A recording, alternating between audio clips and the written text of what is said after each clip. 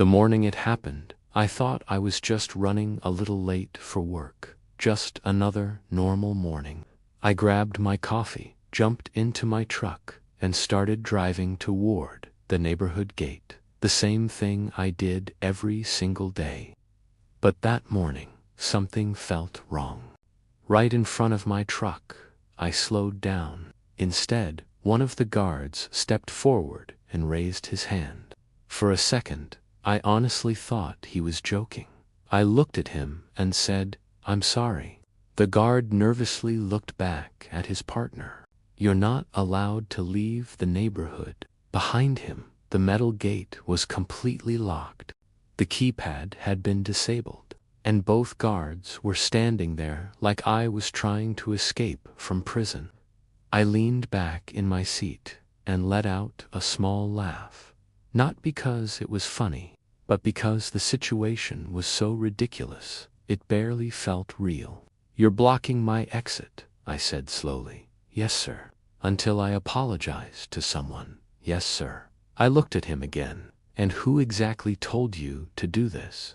The guard hesitated, then said the name I already expected. Of course it was Karen Whitmore, vice president of the HOA board, the self-appointed queen of the neighborhood, the woman who treated HOA rules like they were royal commands. And apparently, this morning she decided to take things way too far. The crazy part, this whole situation started because of something unbelievably stupid. The night before, we had our monthly HOA meeting at the community clubhouse. Normally, those meetings are painfully boring. Budget updates, landscaping complaints, people arguing about trash bins. But that night, Karen walked in carrying a thick stack of violation notices, and right on top was my name. She held up a photo. It was my truck, my dark green pickup. Karen cleared her throat. "This vehicle is disrupting the neighborhood aesthetic." Yes, those were her exact words. Apparently, my truck looked too industrial compared to the other cars in the neighborhood. At first, I stayed quiet, but then she crossed the line. "The board is considering issuing a daily fine until the vehicle is repainted or replaced." That's when I finally spoke. "Karen," I said calmly, "you can't fine someone for the color of their truck." The room went completely quiet. Karen's smile disappeared instantly. "Yes, we can," she said coldly. "No," I replied. "That rule doesn't exist in the HOA bylaws." A few neighbors nodded. Karen noticed, and she didn't like that at all. Her face turned red. "You're disrupting the meeting." "I'm correcting misinformation," I said. Karen leaned forward. "If you continue this behavior, there will be consequences." I shrugged. That was the moment Karen completely lost it. She slammed her pen on the table and pointed at me. "You're going to regret that attitude." At the time, I thought she meant another fine, maybe a warning letter, or one of those ridiculous violation notices she loved sending. I never imagined she would try to stop me from leaving the neighborhood the next morning. Back at the gate, the guards were still standing there. Cars were starting to line up behind me. Neighbors were watching. One guy even pulled out his phone. The younger guard leaned toward my window. "Sir, if you just apologize, we can open the gate." I looked at the locked barrier. Then I smiled. "Sure."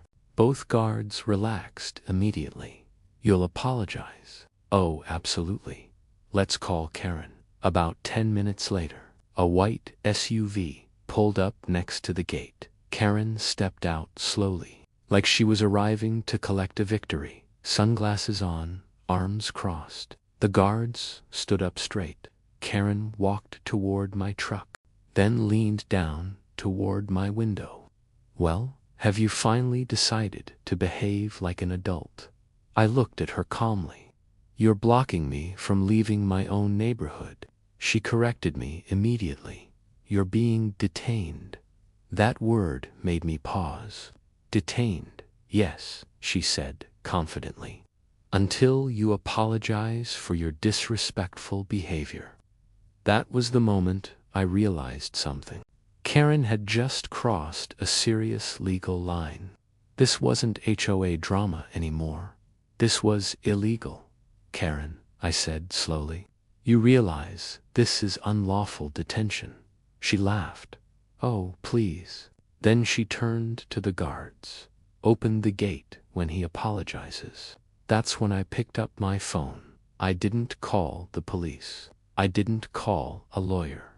I called someone Karen should have thought about first. 20 minutes later, another car pulled up, a black sedan. Karen turned around, annoyed. "Who is that now?" The driver stepped out, and the moment Karen saw him, her face turned pale. "Morning, Karen." It was David Collins, president of the HOA board, and my brother-in-law. He looked at the locked gate, then at the guards, then at Karen. Calmly, he asked, "Why are security guards blocking a homeowner from leaving the neighborhood?" Karen tried to recover. "He was being disrespectful during the meeting." David blinked slowly. "So your solution was detaining him?" Karen hesitated. "Well, he refused to apologize." David looked at the guards, then said calmly, "Open the gate." Karen spun around. "You can't just—" "Yes," David interrupted. "I can." The metal gate slowly lifted. Cars behind me started moving. Before I drove away, I rolled down my window one last time and looked at Karen. "You might want to read the HOA bylaws again." Then I added, "And maybe the state laws too." Then I drove out of the neighborhood. But the story didn't end there. 3 days later, the HOA board called an emergency meeting. The meeting lasted less than 10 minutes.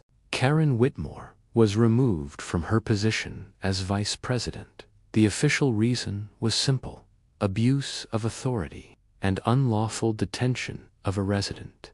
After that day, security guards never blocked another car at the gate, and Karen, she stopped attending HOA meetings completely.